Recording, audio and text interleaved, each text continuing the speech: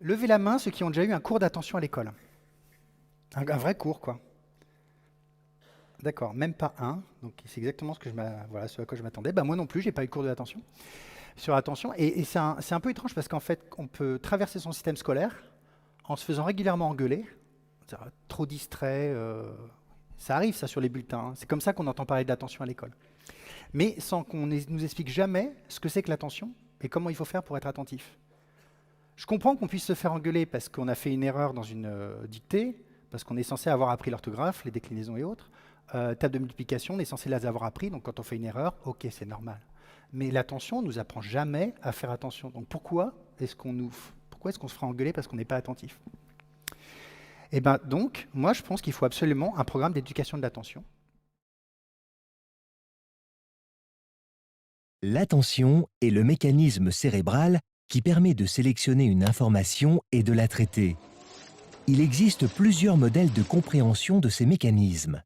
Le plus utilisé définit trois réseaux attentionnels.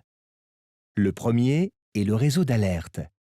Il est activé lorsque l'attention est captée par un stimulus extérieur. C'est le réflexe, par exemple, de prêter attention à ce qui est dit lorsqu'on entend son prénom. C'est la forme primitive de l'attention. Le deuxième est le réseau d'orientation. Il permet de traiter certaines informations parmi plusieurs en excluant les autres. Par exemple, lors d'une discussion dans un endroit bruyant, on oriente son attention sur ce que dit l'autre en faisant abstraction des autres bruits. Le troisième est le contrôle exécutif. Il permet, lorsque plusieurs tâches sont en concurrence, de planifier et de prendre des décisions. C'est le moyen qu'a le cerveau de traiter des informations et des routines nouvelles.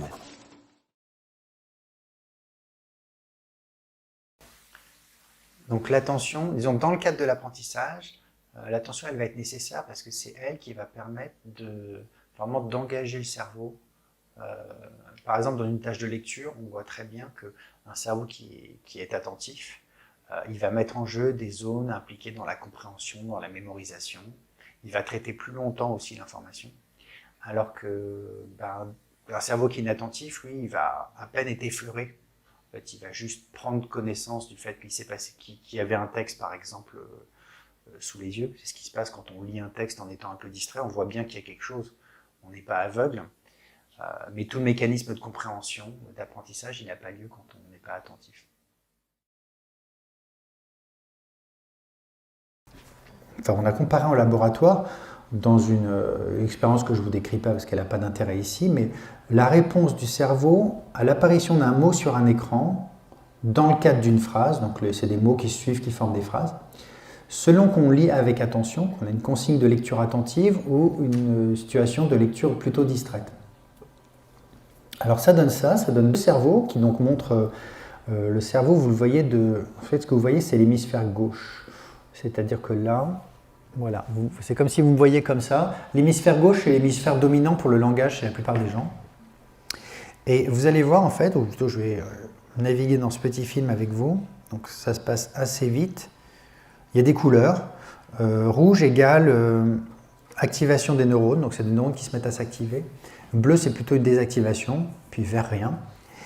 Et en fait, vous allez voir s'enchaîner toutes les séquences, toutes les phases en fait, de la réaction du cerveau lors de la lecture.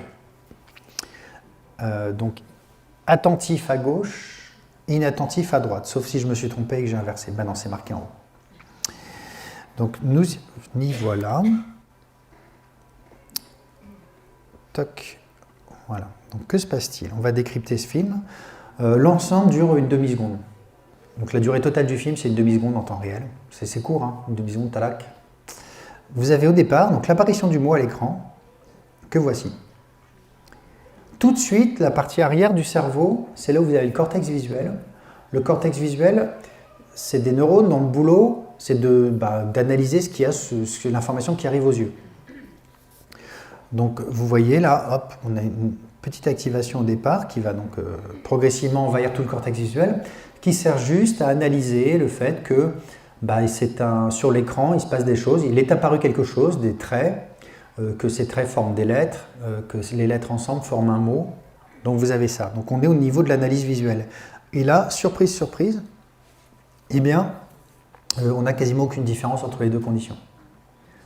Donc il y a toute une phase en fait dans le cerveau, il y a ce qu'on appelle les cortex sensoriels, qui vont être visuels, auditifs, etc. Donc qui prennent l'information sensorielle et qui vont faire un premier travail assez peu élaboré, mais qui consiste oui, c'est ça, un premier travail de digestion. Tiens, c'est un mot. Tiens, quelqu'un a parlé. Et là, vous allez avoir extraction d'informations qui vont permettre, par exemple, donc dans le domaine de l'audition, de dire je sais à peu près si la personne qui m'a parlé est un homme ou une femme. Je peux même dire qui c'était. Je suis capable de dire si c'était une question ou non. Mais vous n'avez pas encore accès au sens. Ensuite, vous allez avoir ce type de phénomène-là. Là, vous avez un deuxième moment qui est important. On est entre 2 et 3 dixièmes de seconde. Ici, donc, je ne sais pas si vous voyez la petite souris, mais c'est ce qu'on appelle le cortex préfrontal. Le front serait là. Donc vous voyez mon front là. Juste derrière mon front, il y a la partie de mon cortex qu'on appelle le cortex préfrontal, parce qu'il est à l'avant du lobe frontal qui est derrière le front. Et ça va être le siège de fonctions qui sont dites cognitives supérieures. Là, il se passe pas mal de choses, et justement, on va le voir. Il y a notamment, à cet endroit-ci, que ce soit là ou ailleurs, à la limite on s'en fiche, mais il y a une prise de décision. L'activation que vous voyez dans les deux cas, ici, donc je passe sur, il y a des petites tâches que je ne vais pas commenter parce que c'est de la réorientation réflexe de l'attention à l'écran, etc.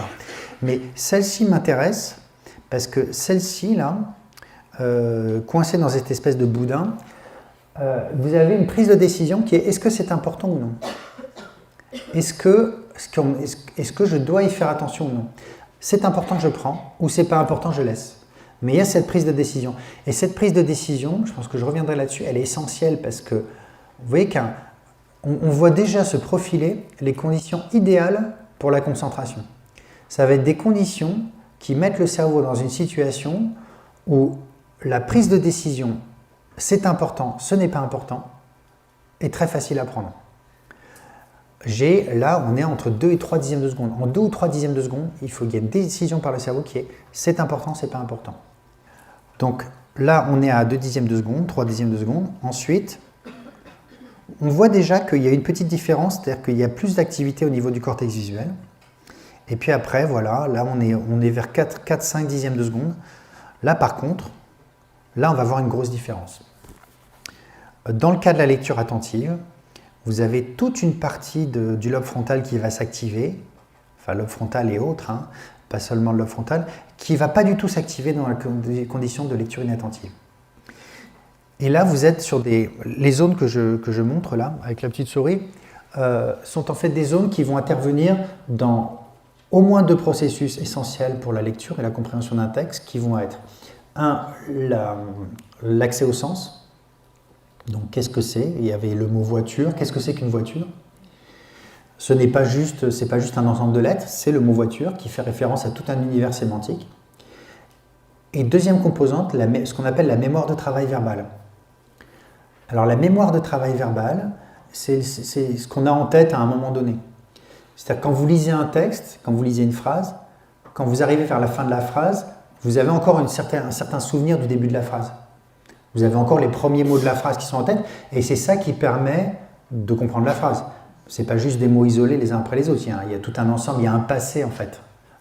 Un passé relativement récent, mais ce passé il est frais, et ce côté frais en fait c'est parce que ce que vous venez de lire est encore en mémoire de travail. Donc mémoire de travail verbale parce que c'est tout le contenu, c'est comme la mémoire des numéros de téléphone, c'est parce que vous parlez, vous avez ce côté un peu verbal.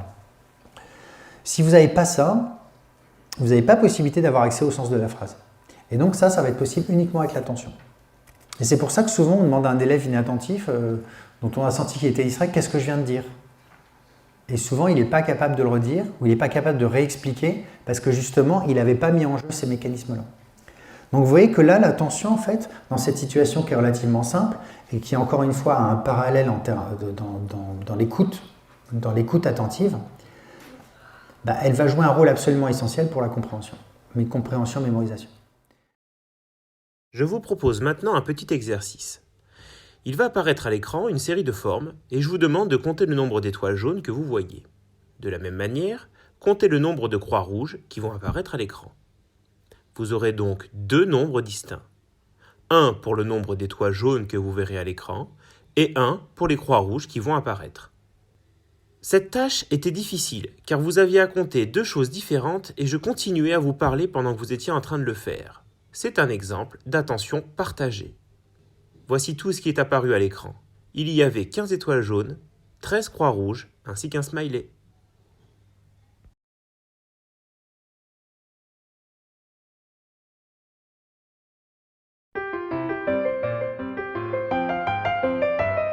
Clearly, somebody in this room murdered Lord Smythe, who, at precisely 3:34 this afternoon, was brutally bludgeoned to death with a blunt instrument. I want each of you to tell me your whereabouts at precisely the time that this dastardly deed took place. I was polishing the brass in the master bedroom. I was buttering his lordship's scones below stairs, sir. Why, I was planting my petunias in the potting shed. Constable, arrest Lady Smythe. But how did you know? Madam, as any horticulturist will tell you, one does not plant petunias until May is out. Take her away. Sorry, madam. It's just a matter of observation. The real question is, how observant were you?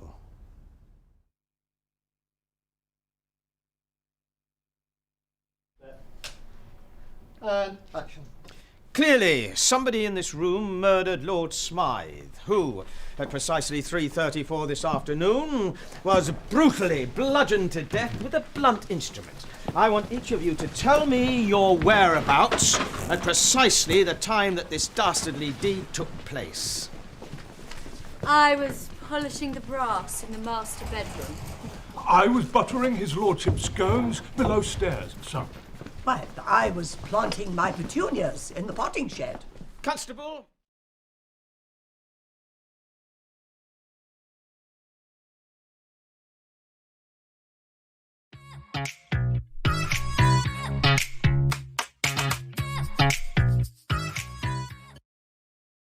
Un mode d'emploi pour l'attention, les PIM.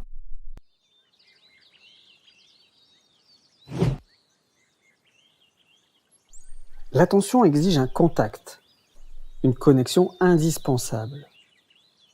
Par exemple, pour lire l'heure, je dois être en contact avec ma montre. Mais pour une bonne attention, ce n'est pas suffisant. En effet, il peut nous arriver de regarder notre montre sans finalement connaître l'heure.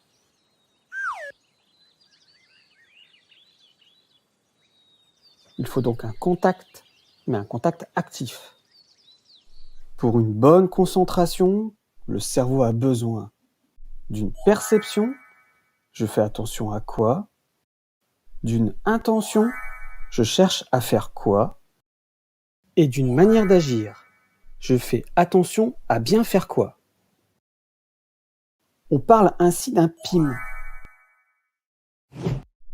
Dans notre exemple, pour lire l'heure sur une montre à aiguille, un PIM serait perception, regarder les aiguilles sur la montre, la petite puis la grande aiguille.